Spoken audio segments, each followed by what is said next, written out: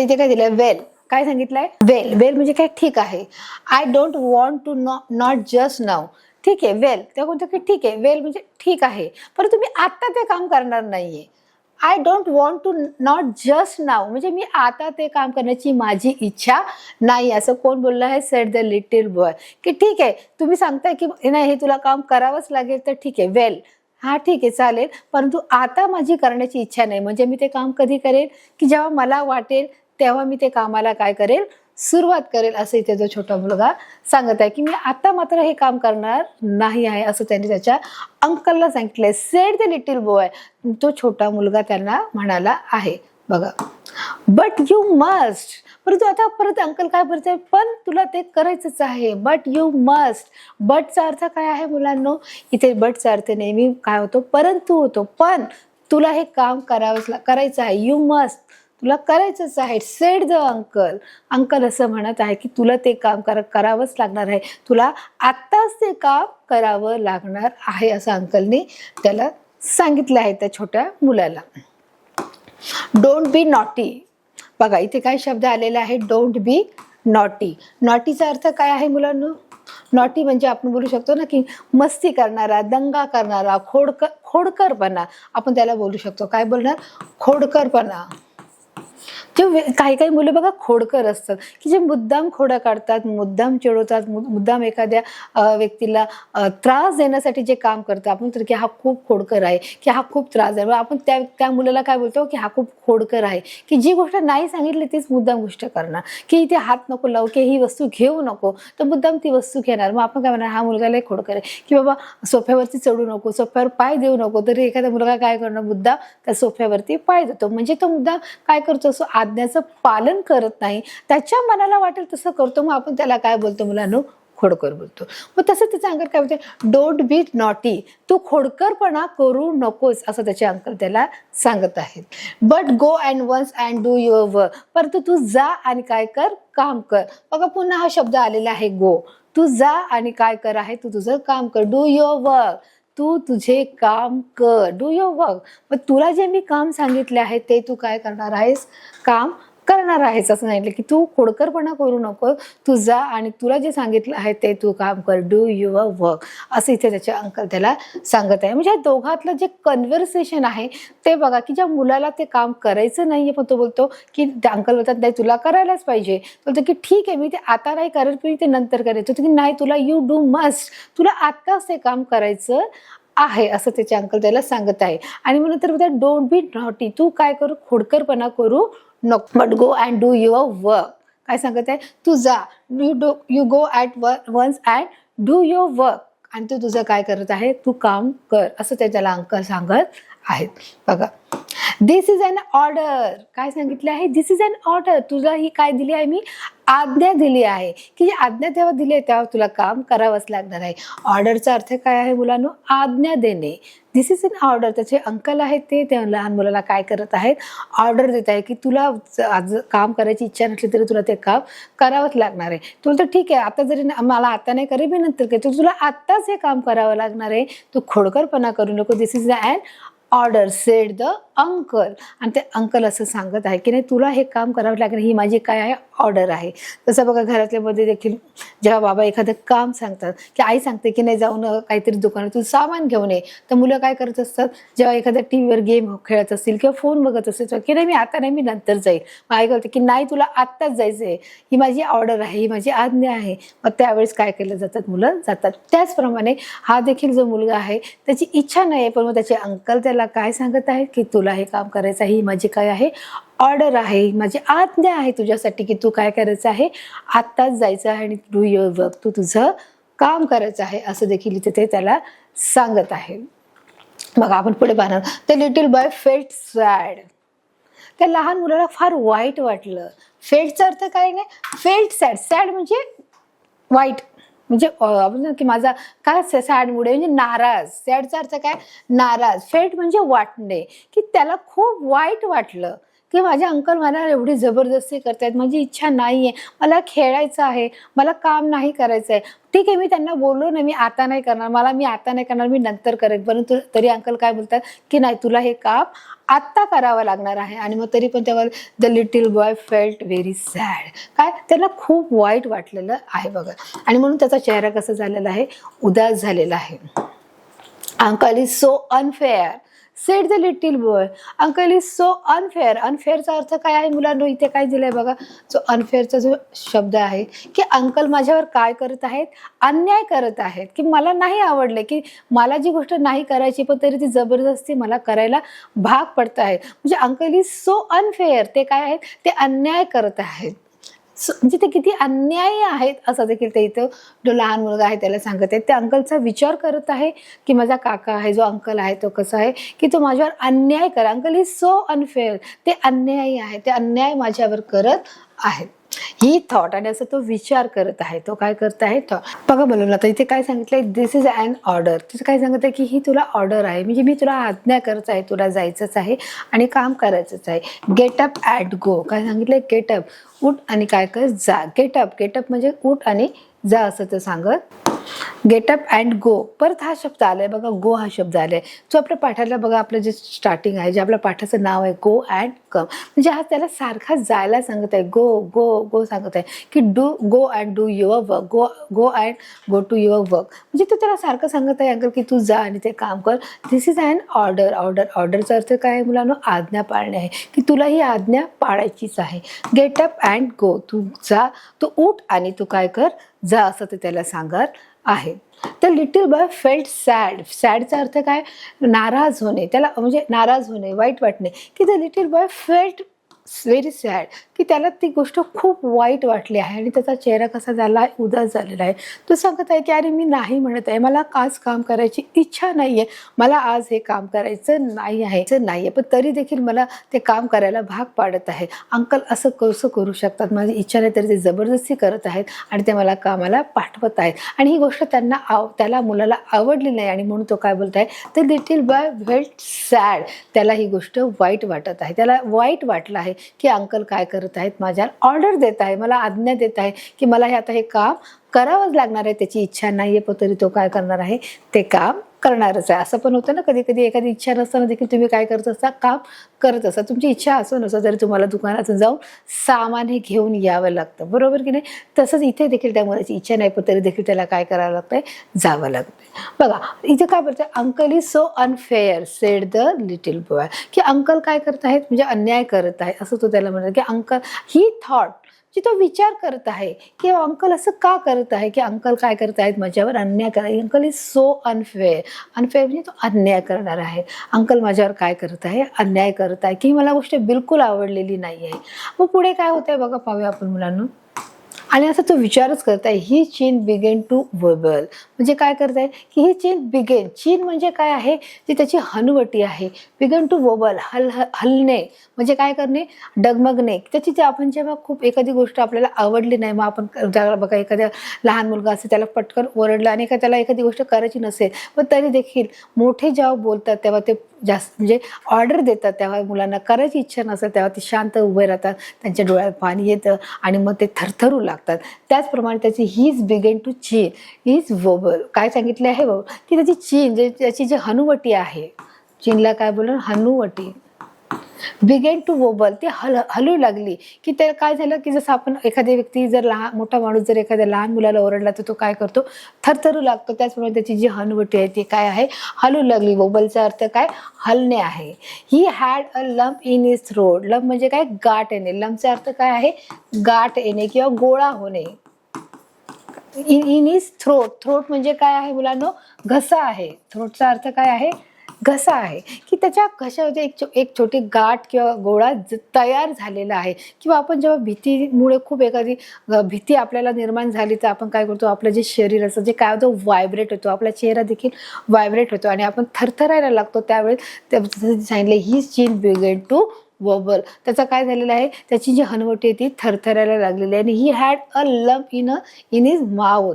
काय केलं आहे की त्याच्या घशामध्ये एक गाठ तयार झाली आहे, की गोळा तयार झालेला आहे त्या विचाराने, की त्याला ती गोष्ट आवडली नाही. आणि त्याने ऑर्डर जेव्हा सांगितली तेव्हा तो शांत झाला. ही फेल्ट व्हेरी सॅड, की त्याला खूप वाईट वाटलं. आणि त्याची जी हनुवटी आहे ती काय होऊ लागली, थरथरू लागली. आणि त्याच्या घशामध्ये एक गोळा तयार झाला. तर अशा प्रकारे तो विचार करत होता. हे देखील आपण इथे पाहू शकतो. हिज आईज वेल अप. बघा, विचाराचे डोळे पाणावले, त्याला डोळे भरून आले. वेलअपचा अर्थ काय आहे मुलांनो, डोळे भरून येणे. बघा, वेलअप म्हणजे डोळे भरून येणे. वेलअप, बघा त्याचे डोळे पाणावले आहेत, की जेव्हा अंकल बोलले आहेत तेव्हा त्याचे डोळे भरून आले, की अंकल असं कसं वागू शकतात, की माझी इच्छा नाही आहे तरी देखील मला कामाला जावं लागत आहे. म्हणून त्याला ही गोष्ट वाईट वाटली आहे. तो थरथरू लागला आहे, त्याच्या घशामध्ये गाठ निर्माण झाली, त्याचे डोळे देखील पाणावले, डोळे भरून आले. हिज आईज वेल अप. हिज आईज वेल अप, त्याचे डोळे हे भरून आले. हे देखील तुम्ही चित्रामध्ये पाहू शकता की कशा प्रकारे त्याचे डोळे भरले आहे. Just then his mother walk in. आणि तितक्यात त्याची आई आलेली आहे. जस्ट देन, आणि जस्ट म्हणजे आपण बोलतो इतक्यात नंतर काय आलंय, इज मदर वॉक इन. आणि त्याची आई काय केली आहे, बघा इथे चालत आलेली आहे. इथे तुम्ही वॉक इन, वॉक म्हणजे काय, चालणे आहे. मदर म्हणजे हे माहित आहे तुम्हाला, आई आहे. मग त्याची आई काय चालत आलेली, त्याची आई चालत आलेली आहे देखील तुम्ही बघा पाहू शकता. आणि ती विचारते व्हॉट्स द मॅटर. काय सांगितलं, व्हॉट्स द मॅटर, काय भानगड आहे, काय झालं आहे. What's the matter little boy, she asked. What's the matter म्हणजे काय झालं आहे लहान मुला असं त्याची आई. आज मदर, शी आस्क्ड. आस्क्ड म्हणजे विचारणे, से म्हणजे सांगणे, बरोबर. से म्हणजे सांगणे. बघा जसं आपण काल पाहिलं होतं बघा मागच्या पाठामध्ये, से म्हणजे काय आहे, सांगणे आहे. SAY, से म्हणजे सांगणे. आस म्हणजे विचारणे.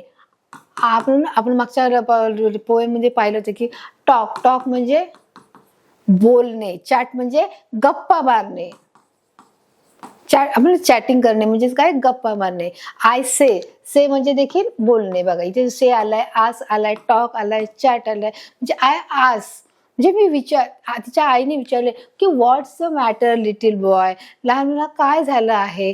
त्याची आज जर मदर, त्याची आई विचारत आहे. म्हणून इथे काय जर शब्द आला, आस म्हणजे विचारणे आहे. नेहमी लक्षात ठेवायचं आहे. आय टॉक म्हणजे सांगणे, बोलणे.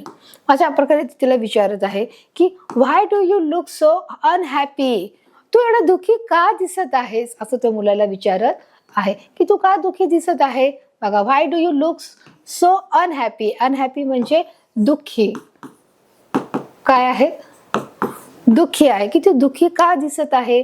व्हायचा अर्थ काय तुम्हाला सांगितलं, व्हाय म्हणजे का आहे. तुम्हालाही शिकवलं आहे की WH जेव्हा प्रश्नाला सुरुवात होते तेव्हा तो क्वेश्चन मार्क असतो. आणि म्हणून इथे बघा WH आलेला आहे, बरोबर. व्हाय डू यू लुक म्हणजे दिसणे, की तू का दुःखी दिसत आहे. कारण त्याचे डोळे हे भरलेले होते, त्याचा चेहरा उदास झालेला होता आणि त्याला ती गोष्ट आवडली नव्हती. त्याचं मन नाराज झालेलं होतं आणि म्हणून त्याचं ते चेहऱ्यावर आपलं दिसून येतं की एखादी गोष्टीला आपण अनहॅपी असलो, आपल्याला जर दुःख झालं असेल तर आपण तोंडाने सांगत नाही. की एखादा लहान मुलगा असेल आणि तो रुसून बसला असेल तर तो सांगतो का की नाही मी रुसून बसलोय, पण तो नाही. त्याच्या चेहऱ्यावरूनच आपल्याला समजतं की काहीतरी बिनसलेलं आहे, तो दुःखी आहे, त्याला कसला तरी राग आला आहे, त्याला काहीतरी हवं आहे, असे आई नेहमीच ओळखत असते आपल्या लेकराला. त्याचप्रमाणे इथे देखील त्याच्या आईने त्याला ओळखलेलं आहे की त्याचा चेहरा काय झालेला आहे, अनहॅपी आहे, दुःखी आहे. चेहरा आपल्याला सगळ्या गोष्टी काय करतो, डिटेक्ट करतो. की आपल्या एक्सप्रेशनवरून आपल्याला समजतं की आपल्या मुलाचं, की आपल्या मुलाच्या एक्सप्रेशनवरून कळतं आईवडिलांना की आपल्या मुलाचं काहीतरी हे बिनसलेलं आहे, काहीतरी गोष्ट घडलेली आहे की जी त्याला आवडली नाही, की त्याला हवी आहे. त्याच्यामुळे आपण आईवडिलांना ह्या गोष्टी लगेच समजतात. त्याचप्रमाणे इथे देखील त्याच्या आईला ही गोष्ट कळालेली आहे की तो काय आहे, तो त्याला वाईट वाटलं आहे आणि त्याचा चेहरा कसा पडलेला आहे, तो उदास झालेला आहे. आणि म्हणून त्याला आई विचारते what's the matter little boy. आणि मग त्या विचारते की why do you look so unhappy. तू का अनहॅपी दिसत आहे, तू दुःखी का दिसत आहे. मग आता तो सांगत आहे, तो त्याचं कारण तो आईला सांगत आहे की मी दुःखी का आहे. याचं तो कारण बघा सांगत आहे. काय कारण आहे बघा. Uncle told me to read uncle told me to weed.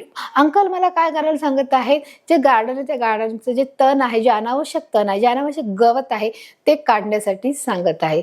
The garden sed the little boy. आणि त्या लिटिल बॉयने काय सांगितलंय की उत्तर सांगितलंय की मी अनहॅपी काय आहे, तर अंकलने मला गार्डन मधले अनावश्यक तण अनावश्यक गवत काढण्यासाठी सांगितलेलं आहे. टोल्ड, बघा इथे टोल्ड हा शब्द आला आहे. जसं मी सांगितलंय बघा, TOLD टोल्ड म्हणजे काय आहे, सांगणे. टॉक म्हणजे बोलणे, आस म्हणजे विचारणे, से म्हणजे म्हणणे. हे गोष्ट नेहमी लक्षातच ठेवायची आहे. बघा इथे काय आहे, टोल्ड आहे की अंकलने मला काय सांगितलं आहे, वीड काढायला सांगितलेलं आहे. सेड द लिटिल बॉय, बघा इथे दिलेलं आहे.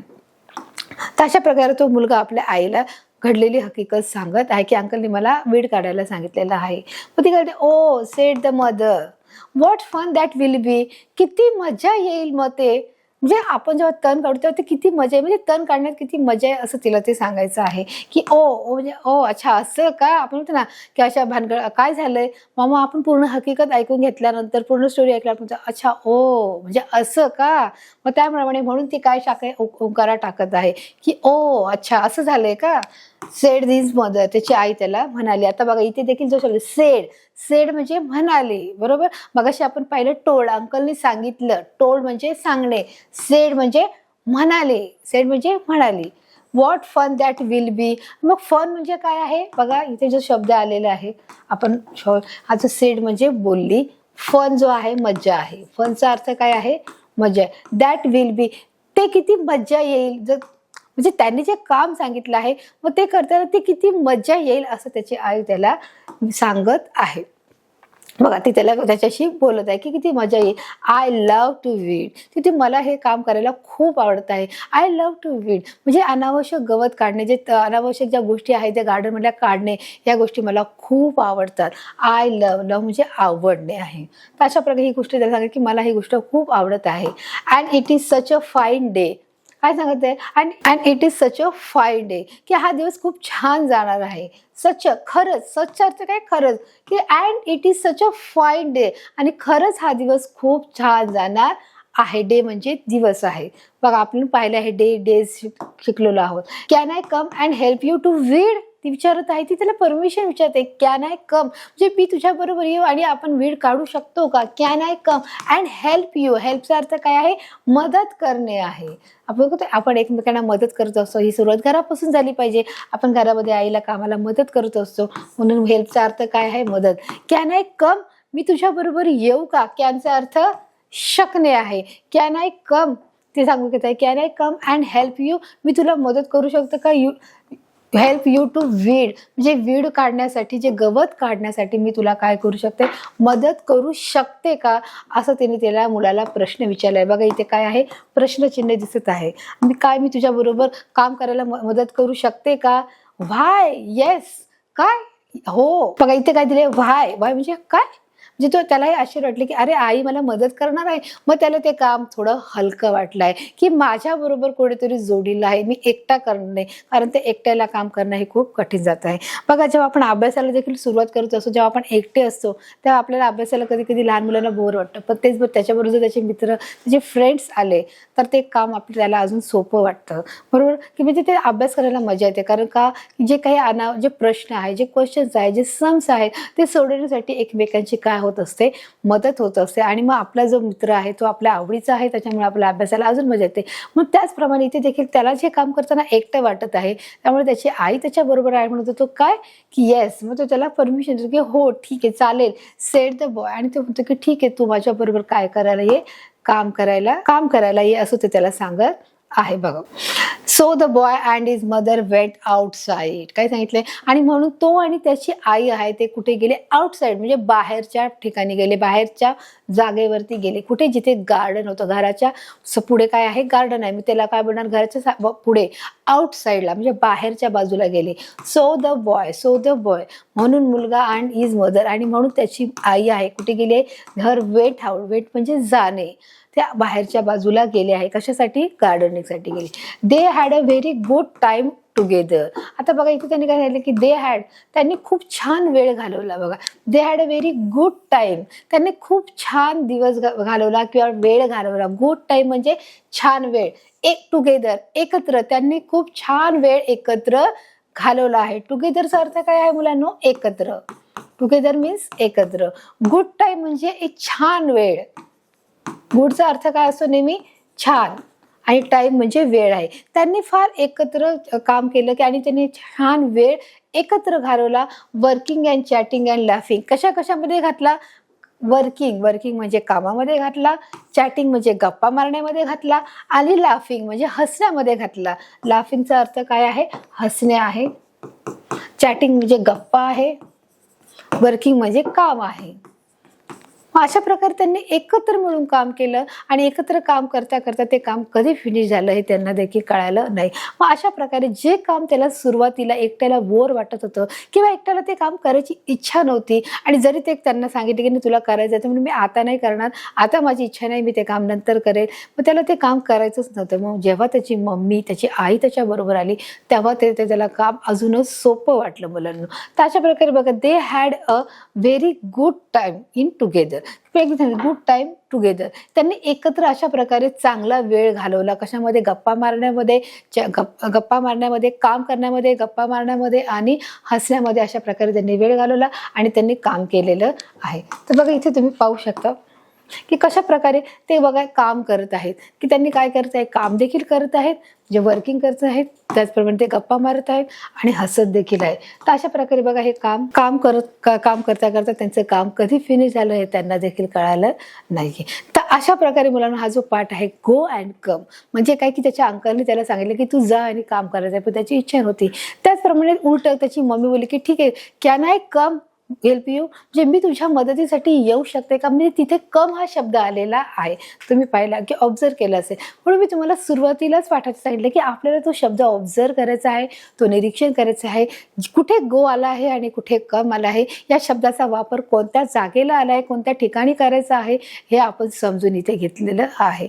तर अशा प्रकारे मुलांना या पाठ आपण मुलांना बघितलं आहे, समजलं आहे की गो अँड कम म्हणजे काय आहे हे देखील आपण पाहिलं आहे. आपण पाहणार आहोत की पुढे या पाठाच्या माध्यमातून आलेले जे कठीण शब्द आहेत ते देखील आपण पाहणार आहोत, की ते शब्द कोणते आहेत मुलांनो, ते आपण पाहणार आहोत. बघा आपण वाचणार आहोत. हार्डवर्क म्हणजे काय? कष्टाचे काम, मेहनतीचे काम, हार्डवर्क. आपण काय करतो की आपले आई बाबा काय करत असतात? ते मी हार्डवर्क करत असतात. जे सकाळी उठणं, घरातलं सगळं काम आवरणं, पसर आवरणं आणि पुन्हा कामाला जाणं, कामावरून आलं पुन्हा घरातलं काम करणं, की आई वडील काय करत असतात? सतत मेहनत करत असतात. म्हणजे ते काय करत असतात? हार्डवर्क करत असतात, मेहनतीचं काम करत असतात. कॉटेज म्हणजे काय? की जे एक छोटं घर आहे, की आपण काय बोलणार, हाऊस आहे, होम आहे, तसंच कॉटेज हा त्याला देखील हा सिमिलर वर्ड आहे. कॉटेज म्हणजे काय आहे?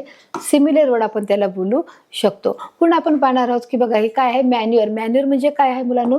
खत आहे, की जे खताचा वापर कुठे केला जातो? झाडाझुडपांसाठी, की त्या झाडाझुडपांची व्यवस्थित काळजी घेण्यासाठी, त्या झाडाची रोपट्याची वाढ होण्यासाठी या खताचा वापर केला जातो. आपण म्हणतो की पुरणे म्हणजे काय? जे छाटणे, जे रोपटे नको असलेले जे रोपटे आहेत ते काय करायचे आहेत?